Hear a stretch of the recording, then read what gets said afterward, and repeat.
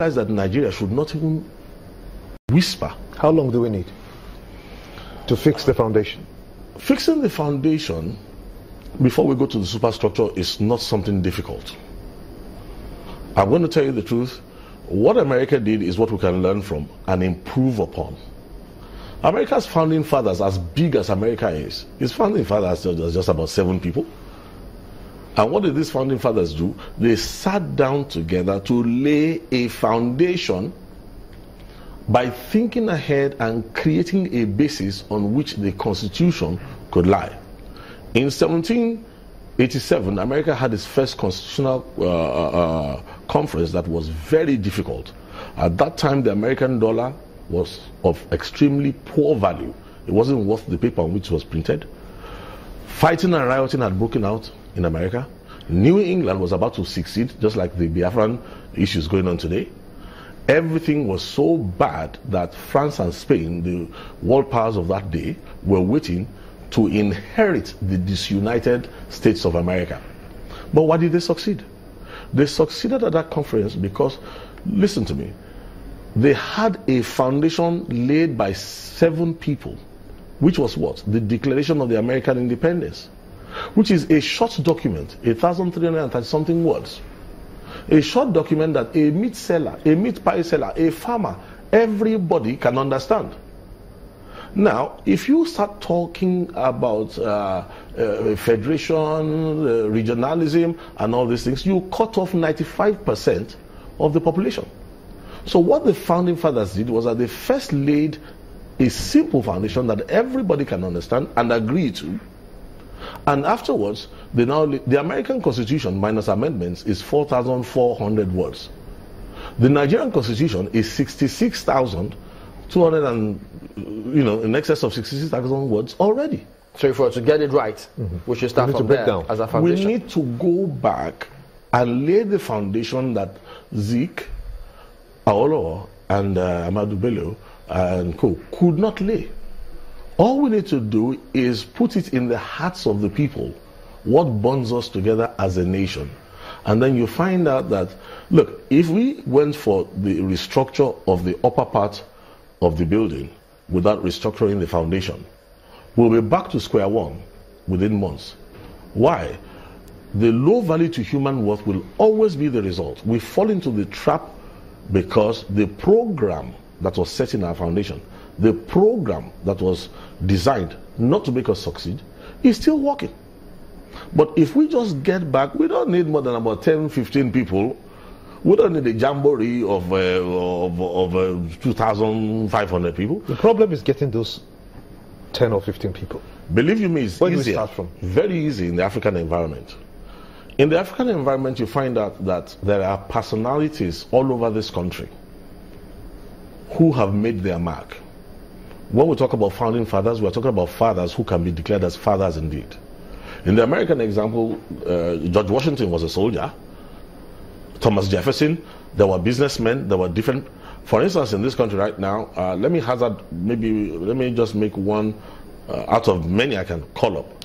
Let me just mention one name, for instance, who are people who qualify to be founding fathers for this country, who can build on what the earlier liberating fathers did for us. Let me talk about someone like Dr. Christopher Kolade. With his wealth of experience and years of accumulated integrity and what he has in hand, why would he not take men of his stature who have proven their lives, they've proven their integrity, they've proven their respect for humanity, bring them together? And you know what the Americans did in their first constitutional conference? It lasted 4 months. Why? It was more of a palaver than a modern American European styled meeting. They realized that the African device of the palaver gives you ample time to iron out all issues. So if Nigeria did that today, believe me, once you put the vision in the heart of every person, the only challenge that I think Nigeria has, though, is that in executing this, it has to be done in phases. Now, why must it be done in phases? The device that was handed over to the liberating fathers to build upon was designed such that the divide and rule uses one part to oppress the other. And it was also designed to keep some parts fighting one another. For instance, when I study the history of Nigeria, look at documents, a lot of the hatred between, let me give you an example, the Igbos and the Yorubas is engineered. It's amazing that people don't realize that such things can be done. It is engineered. Even when you look at the Ijaw and the Shekiri, the power of divide and rule, when you have somebody supervising you, goes way beyond what anybody imagines. In fact, the program normally lasts for a minimum of 650 years. My goodness. Oh yes, this can be proven.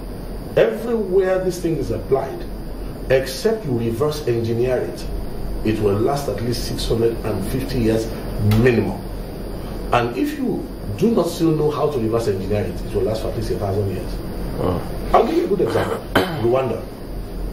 1890, when Urundi, Rwandan territory was wheeled over to Germany in Brussels, there was no black man at the table.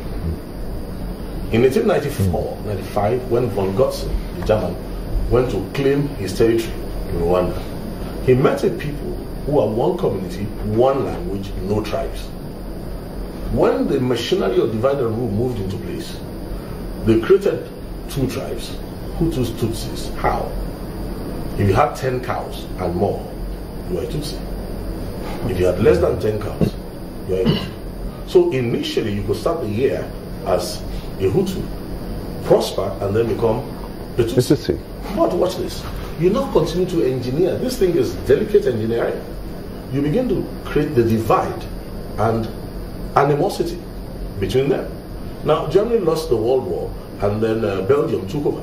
By 1933, Belgium had introduced ID cards. So you could no longer cross over from being a Hutu to a Tutsi. And they will favor a little elite and create bone animosity. Look, by the time they got their independence, Gregoire Kayibanda, the first president of Rwanda, who was a Hutu, mentioned that between the Tutsis and Hutus, there is no relationship. They are like two people from two different planets.